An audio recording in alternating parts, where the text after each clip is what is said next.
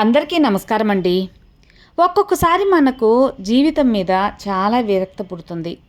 అసలు ఏ పని చేయలేక అసలు ఎందుకు బతికున్నాం, అసలు ఎందుకు నాకు ఇలా జరుగుతుంది అని బతకాలంటేనే విరక్తిగా, ఒక్కోసారి జీవితం అంటేనే చాలా చిరాగ్గా ఉంటుంది. అసలు ఈ చిరాకు ఎందుకు వస్తుంది, జీవితం మీద ఈ విరక్తి కలిగించే కారణం ఏంటి, దాన్ని ఎలా మనం మంచిగా జీవితం ఆనందంగా జీవించటానికి ఎలా మనం మలుచుకోవాలి అనేది ఒక మంచి కథ ద్వారా మీతో షేర్ చేయబోతున్నాను. Welcome back to our channel positive vibes in Telugu. ఇక ఆలస్యం చేయకుండా ఆ కథని వినేద్దామా. ఒక యువకుడికి సాధారణ జీవితం మీద చాలా విరక్తి కలిగింది. ఎక్కడో ఊరి బయట ఉన్న మఠానికి వెళ్ళి అక్కడ ఉన్న ఒక జైన్ గురువుని కలిశాడు ఆ వ్యక్తి. నాకు ఈ జీవితం చాలా విసిగెత్తిపోయింది స్వామి.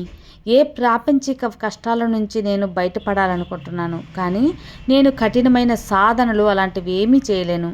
ఏ పని మీద కూడా ఏకాగ్రత అనేది పెట్టలేను. ఒక చోట కుదురుగా ఉండలేను. శాస్త్రాలు చదవడం, ధ్యానం చేయడం లాంటివి నాకు ఏమాత్రం సాధ్యం కావు. ఈ లౌకికమైన సంబంధాల నుంచి నేను బయటపడటానికి నాలాంటి సామాన్యులు ఆచరించగలిగే పద్ధతులు ఏవైనా ఉన్నాయా అని ఆ జైన్ గురువును ఆ వ్యక్తి అడుగుతాడు. నువ్వు ఇష్టంగా ఏ పని చేస్తూ ఉంటావు అని ప్రశ్నించాడు గురువు. మేము ధనవంతులం. నేను ఎప్పుడూ ఏ పని చేయలేదు. ఎప్పుడూ చదరంగం ఆడుతూ గడిపేవాణ్ణి అంతే అన్నాడు ఆ యువకుడు. అలాగే ఆ ఆటే ఆడొచ్చు కదా అంటూ నౌకర్ని పిలిచి ఆ గదిలో ఉన్న సాధువును ఒక చదరంగ బల్లని ఆ యొక్క చదరంగ పావుల్ని తీసుకురమ్మని చెప్తాడు ఆ గురువు. కొద్దిసేపటికి ఆటకు అవసరమైన వస్తువులన్నీ తీసుకొని సాధువు అక్కడికి వచ్చాడు. అతనికి ఆ యువకుణ్ణి గురువు పరిచయం చేసి, ఇతనితో నువ్వు చదరంగం ఆడు అన్నారు. గురువర్య, నేను ఎప్పుడో 1-2 సార్లు ఆడాను. ఆ ఆట గురించి నాకు బాగా తెలియదు అంటాడు సాధువు.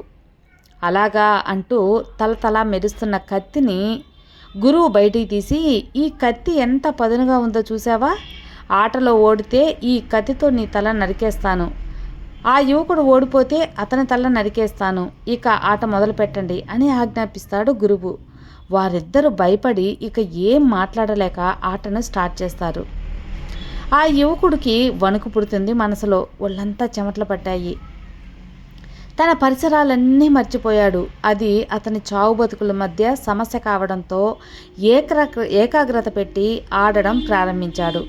అతను ఆ ఆటలో మంచి నేర్పరి. ఆ యువకుడు తన గెలుపును నిర్దేశించి ఎత్తులన్నీ ఆలోచించి వేస్తూ తన అవతల ప్రత్యర్థి అయిన సాధువుని గమనించాడు. ఆ సాధువులో ఎలాంటి ఆందోళన, అలజడి ఏమీ లేదు.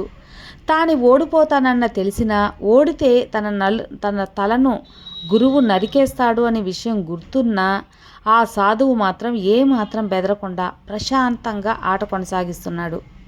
ఇక కొద్దిసేపట్లో తన గెలుపు ఖాయమనే స్థితిలో ఉన్న ఆ యువకుడు తన ఎదురుగా ఉన్న ప్రత్యర్థి ముఖంలోకి చూశాడు.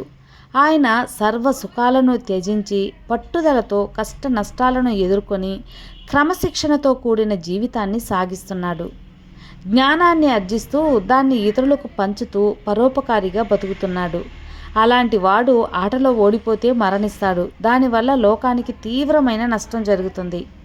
ఇక నా జీవితం ఎవరికీ ఉపయోగపడనిది. నేను ఉన్నా ఒకటే, పోయినా ఒకటే. నాలాంటి వాడు ఆటలో గెలిచినా బ్రతికినా ఎలాంటి ప్రయోజనము ఏముంది అనుకున్నాడు మనసులో ఆ యువకుడు. ఉద్దేశపూర్వకంగా ఆటలో తప్పు చేశాడు. దీనంతటినీ జాగ్రత్తగా గమనిస్తున్న గురువు హఠాత్తుగా ముందుకు వచ్చి చదరంగ బల్లను ఎత్తి విసిరేస్తాడు.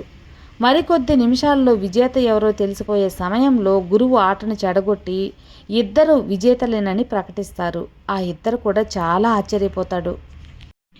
జరిగిన దాన్ని బాగా గమనిస్తే గురువు ఆజ్ఞను సాధువు ధిక్కరించకుండా సంపూర్ణ శరణాగతితో గురువు ఆజ్ఞ మేరకు ఫలితాన్ని పట్టించుకోకుండా పోటీలో పాల్గొన్నాడు ఆ గురువు యొక్క శిష్యుడు.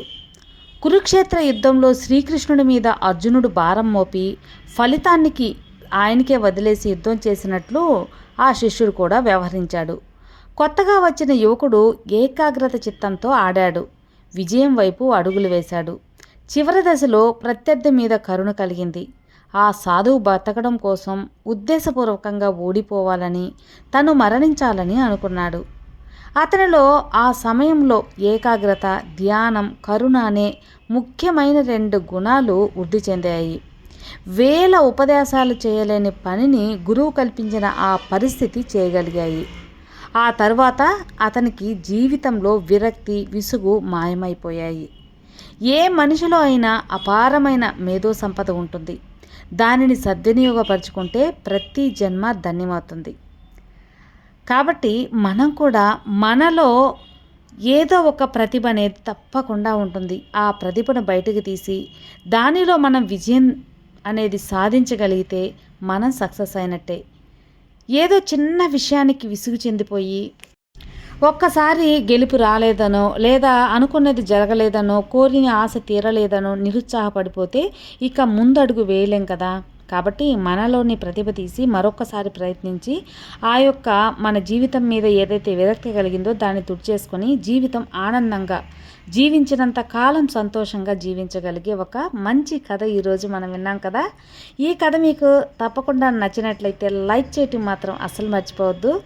అలాగే మరికొంతమందికి షేర్ చేయండి. కొత్తగా మన ఛానల్ చూస్తే సబ్స్క్రైబ్ చేసుకోండి. మరో మంచి మోటివేషనల్ వీడియోతో మీ ముందుకు వస్తాను. అంతవరకు have a good day friends. Thank you for watching. Bye.